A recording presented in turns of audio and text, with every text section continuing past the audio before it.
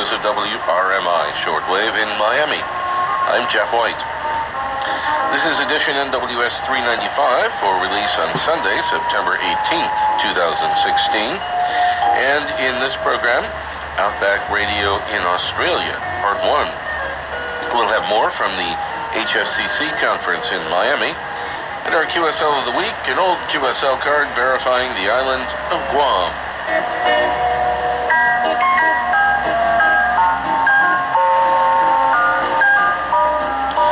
Well, during the first few days of this month, September, international radio monitors all around the world reacted with shock and amazement at the startling announcement that the 3 ABC shortwave stations in the Northern Territory of Australia were suddenly and abruptly closed. It was the well-known international radio monitor in Melbourne, Rob Padula, who discovered this unsavory information, which he revealed on the internet. The reason for closure was given as budgetary cuts. However, in another announcement from Australia, it is stated that 3 Outback radio shortwave stations, VL8A, VL8K, and VL8T, were all reactivated at 9 a.m. Sydney time last Tuesday, September 13th. In spite of the fact that this new information is just as much welcome as was the previous announcement unwelcome, there still remain several unanswered questions.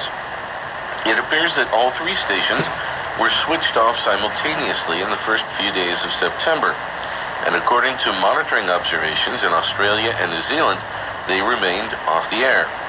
The reason for terminating this triple shortwave service was given as budgetary cuts. Does this mean then that there were a lot of hidden local listeners in the desert regions of central Australia who reacted against the closure? Or perhaps the reaction of a large number of international radio monitors around the world caught the attention of the radio authorities.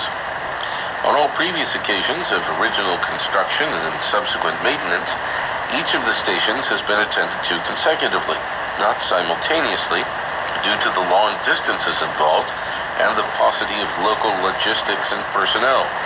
The distance between the 2 furthest stations, VL8K Catherine and VL8A Alice Springs, is in excess of 700 miles. It would seem then that the reason for the now temporary closure could hardly be maintenance. Why no temporary fill-in service from Radio Australia Shepparton, as on other occasions?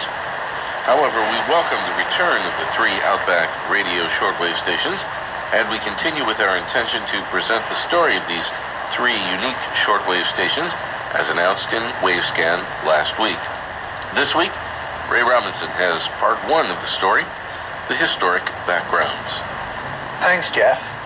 The Northern Territory in Australia is a sparsely populated, wide-open territory, mainly an undulating desert, which is administered like a state within the Commonwealth of Australia. The territory encompasses 500,000 square miles, with a population of only 250,000. It's true, however, that the Great Australian Outback also encroaches into adjacent areas of 5 other mainland states. The capital city of the Northern Territory is Darwin on the north coast, and 2 of the main tourist attractions are Ayers Rock in the red centre and the nearby Olga's Rocks. Other tourist attractions include Kakadu National Park, Australia's largest national park, with its wild variety of 2,000 different plant species and its Aboriginal rock carvings. The story about shortwave radio broadcasting in the Northern Territory can be traced back to the year 1928. In May of that year, medium wave station 5CL in Adelaide, a commercial station as it was in those days, applied for a shortwave license for the purpose of relaying their medium wave programming to the widely scattered listeners in the outback areas of South Australia and the Northern Territory. For a period of time, the Northern Territory was administered by the state government in Adelaide, South Australia. The 5CL license application requested 5 kilowatts in the shortwave bands around 70 or 80 meters. However, the license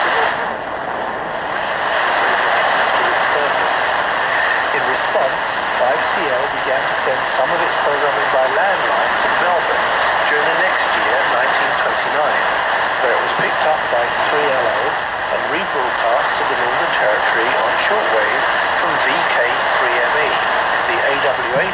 transmitter at suburban Braybrook. It's true also that 3LO VK3ME carried other programming at times for the benefit of listeners in the outback, even though their main emphasis was in providing shortwave coverage to England and the United States.